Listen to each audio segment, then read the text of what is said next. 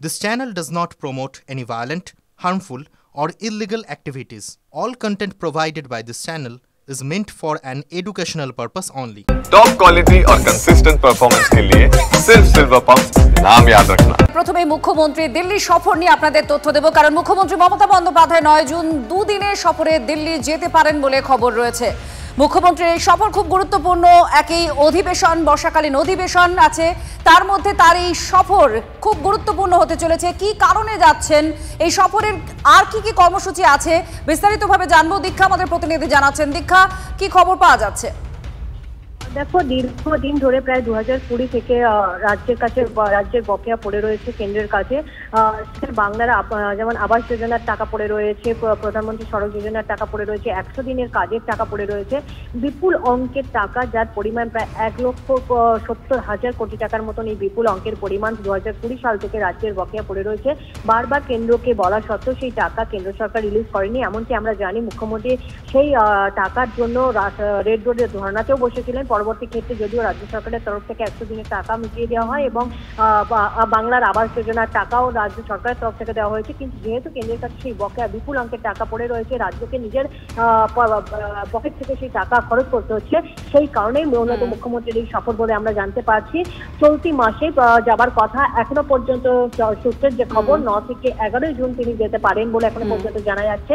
যদিও সেই তারিখ যদি হয়, কারণ যেহেতু আমরা জানি যে এই অধিবেশন শুরু হচ্ছে 9 তারিখ থেকেই, বিধানসভার অধিবেশন 9 তারিখ থেকেই শুরু হচ্ছে। সেখানেও একাধিক বিষয় নিয়ে বিরোধীরা আলোচনার প্রস্তাব আনতে চলেছে এবং রাজ্য সরকারের তরফ থেকেও ক্যাবিনেটে এবার পাস হওয়া বিভিন্ন বিল পাস হওয়ার কথা রয়েছে। সেই জায়গায় দাঁড়িয়ে মুখ্যমন্ত্রীর এই সফর খুবই গুরুত্বপূর্ণ। তবে এখনো পর্যন্ত 9 থেকে 11 জুনের সম্ভাবনার কথা বলা হচ্ছে। যদিও পরবর্তী ক্ষেত্রে যদি দেখা যায় যে তিনি পরে যেতে পারেন, তাহলে চলতি মাসেই কিন্তু মুখ্যমন্ত্রী যাচ্ছেন প্রধানমন্ত্রীর সঙ্গে সাক্ষাৎ করে বাংলার বঞ্চনার বিষয়ে কথা বলতে এবং বকেয়া টাকা আদায় করতে। ধন্যবাদ দীক্ষা।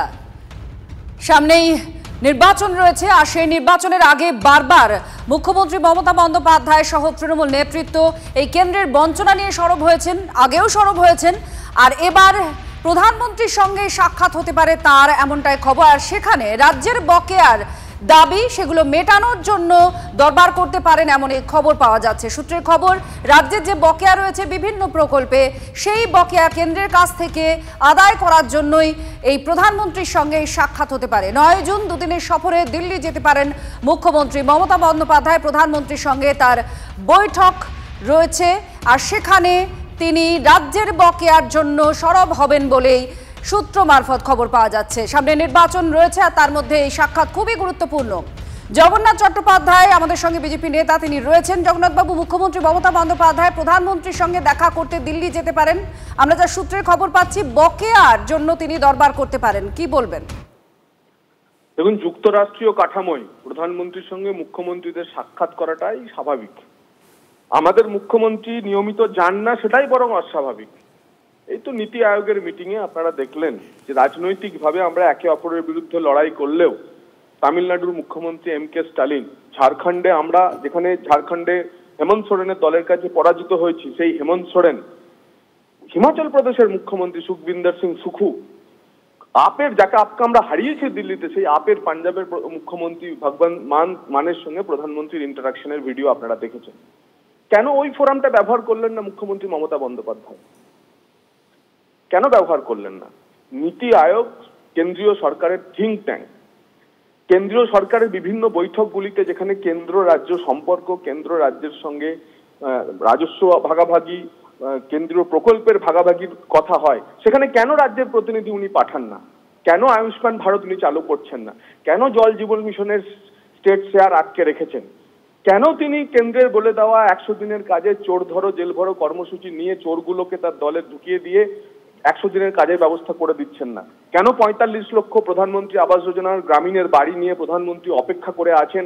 বারবার মুখ্যমন্ত্রীকে বলছেন যে আপনি আবাসের ক্ষেত্রেও যে অনিয়ম হয়েছে, যারা কাটমানি খেয়েছে তাদের থেকে টাকা উদ্ধার করে রাজকোষে জমা করুন, আমরা 45 লক্ষ বাড়ি দেওয়ার জন্য প্রস্তুত হয়েছি। মমতা বন্দ্যোপাধ্যায় কেন করছেন না?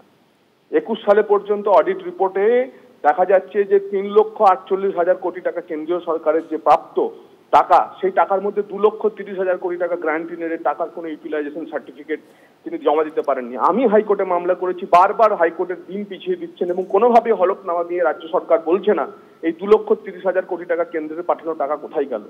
এখনো পর্যন্ত গত 11 বছরে কেন্দ্র থেকে 8,40,000 কোটি টাকার গ্যারান্টি দেন, করের প্রাপ্য টাকা বা অন্যান্য টাকা আসছে, সেই টাকার হিসেব তো দিতে হবে। বকেয়া কোথায় চাইবেন? আমরা তো হিসেব চাইছি মুখ্যমন্ত্রীর কাছে। তাই মুখ্যমন্ত্রী যাওয়ার আগে হিসেবপত্র তৈরি করে নিয়ে যান, এবং সেটাই স্বাভাবিক, সেটাই সৌজন্য তখনই হবে যখন কেন্দ্রের পাঠানো টাকার আপনি হিসেব দেবেন। আপনার চোর ভাইদের, চোরামূল তোলামূল ভাইদেরকে রক্ষা করার জন্য আপনি প্রধানমন্ত্রীর পায়ে ধরতে যাবেন না, এটাই আমাদের বিশ্বাস। ধন্যবাদ। সিপিএম নেতা সৃজন ভট্টাচার্য এই মুহূর্তে আমাদের সঙ্গে রয়েছেন। সৃজনের সঙ্গে আমরা কথা বলবো। সৃজন, কি বলবেন? প্রধানমন্ত্রীর কাছে বকেয়া নিয়ে দরবার করতে যাচ্ছেন মুখ্যমন্ত্রী মমতা বন্দ্যোপাধ্যায়, এমনটাই সূত্রের খবর। আপনারা তো বারবার অভিযোগ করেছেন দুর্নীতি নিয়ে, তো মুখ্যমন্ত্রীর এই পদক্ষেপকে কিভাবে দেখছেন? প্রথম কথা হলো, নীতি আয়োগের মিটিং এ গেলেন না কেন? দুর্নীতি আয়োগের মিটিং হলে যেতেন, নীতি আয়োগের মিটিং এ গেলেন না। এখন আলাদা করে নরেন্দ্র মোদীর সাথে কি গুজগুজ ফুসফুস করে আসবেন কেউ জানে না। প্রত্যেকবারই একটা পলিটিক্যাল টার্ময়েলের সিচুয়েশন পশ্চিমবঙ্গে হলে উনি রাজ্যের দাবি দাওয়া নিয়ে যাচ্ছি বলে একবার করে নরেন্দ্র মোদীর সাথে চুপচাপ গিয়ে দেখা করে চলে আসেন।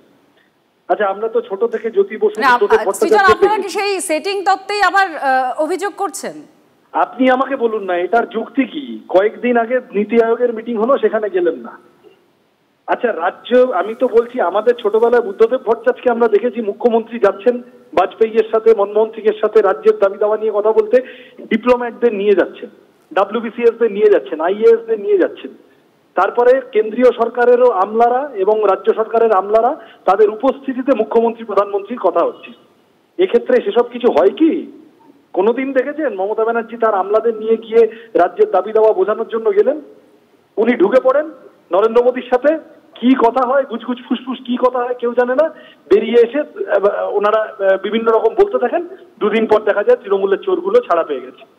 আরো হয়তো এখন হয়তো অনুব্রতকে বাঁচাতে যাচ্ছেন, কি অন্য কি করতে যাচ্ছেন জানি না। বিজেপি তৃণমূল এখানে এসে কটা সিট ভাগাভাগি করবে সেই নিয়ে 26-এর ভোটে সেই সব নিয়ে আলোচনা করতে যাচ্ছেন হয়তো। রাজ্যের দাবি দাওয়া নিয়ে কোনো আলোচনা করতে হলে তার প্রপার ডেকোরাম মানতেন, নীতি আয়োগের মিটিং এ যেতেন, মানুষের সামনে এই আলোচনার নির্যাস আনতেন। বিজেপি খুব খারাপ, বিজেপি 100 দিনের টাকা আটকে রেখেছে, একদম উচিত হচ্ছে না। বিজেপি যেভাবে পশ্চিমবঙ্গকে বিভিন্নভাবে বা সমস্ত বিরোধী রাজ্যকে বঞ্চিত করছে, খুব খারাপ করছে। কিন্তু আপনি সেই বিজেপির সাথে সেটিং করতে যাচ্ছেন। আপনি বিজেপির কাছে, বিজেপির প্রধানমন্ত্রীর কাছে রাজ্যের মানুষের দাবি দাওয়া নিয়ে কথা বলতে যাচ্ছি, এই কাঁচা ঢপটা না মারলেই ভালো হয়। ধন্যবাদ সৃজন। আমরা কংগ্রেসের প্রতিক্রিয়া নেব। সৌম্য আইচরা এই মুহূর্তে আমাদের সঙ্গে রয়েছেন। সৌম্যদা, কি বলবেন? মুখ্যমন্ত্রী মমতা বন্দ্যোপাধ্যায় তিনি রাজ্যের বকেয়া চাইতে প্রধানমন্ত্রীর সাক্ষাতের যাচ্ছেন। আমরা সূত্র মারফত যা খবর পেয়েছি যে এটা একেবারেই রাজ্যের বরাদ্দ সংক্রান্ত বিষয় নিয়ে কথা হবে। কি বলবেন? একাধিক দুর্নীতির অভিযোগ করেছেন আপনারা, নীতি আয়োগের বৈঠকে তিনি যান না বা সরকার যায় না, এই প্রসঙ্গও তুলে ধরেছেন। এই বৈঠককে কিভাবে দেখছেন? দেখুন, মানে বাংলার মানুষের কাছে আর জানতে বাকি নেই। ভারতবর্ষের মানুষ জানে যে RSS এর দুটোই ব্র্যান্ড, একটা হচ্ছে তৃণমূল, একটা হচ্ছে বিজেপি। তারা মাঝে মধ্যে নিজেদের মধ্যে একটু দেখা সাক্ষাৎ করে বোঝাপড়া করে নেবে, এটাতে আপনাদের অসুবিধা হওয়া বা বাংলার মানুষের অসুবিধা হচ্ছে, কি করা যাবে বলুন? এটা এই সত্য কথাটা তো দীর্ঘদিন ধরে বলছি। আচ্ছা, উনি যে দেনা পাওনার কথা দিয়ে বলতে যাচ্ছেন, তো দেনা কোন কোন দপ্তরের কত পাওনা দেনা সবকিছু সবসময় দেখা যায়। কোনো অফিসার কি সঙ্গে থাকবেন? থাকবেন না। কোনো চিফ সেক্রেটারি থাকবেন? থাকবেন না। সাংবাদিকরা থাকবেন? থাকবেন না। সবটাই গোপনে গোপনে হয়। কিন্তু প্রধানমন্ত্রীর সঙ্গে মুখ্যমন্ত্রী কি দেখা করতে পারেন না? 100 বার দেখা করতে পারেন। আচ্ছা, নীতি আয়োগের বৈঠকে দেখা করতে কি অসুবিধাটা ছিল? তখন কি লোক দেখানোর বিষয় ছিল দেনা পাওনার বিষয়টা নিয়ে? আসলে এই যে বিষয়টা, আসলে এটাও তো হতে পারে আমরা যদি বলি এই দেখানোর কথাবার্তাটা বলে, বাংলার বঞ্চনার কথা বলে উনি বারবার যে প্রধানমন্ত্রী বিজেপির সাথে যে সেটিংটা উনি করছেন, এমন তো নয় যে আবার কাউকে ছাড়াতে হবে, আবার কাউকে CBI ED কে বলবেন একটুখানি ঘুমোক, আবার একটু রিল্যাক্সেশনে চলে যাবেন। এটাও তো হতে পারে।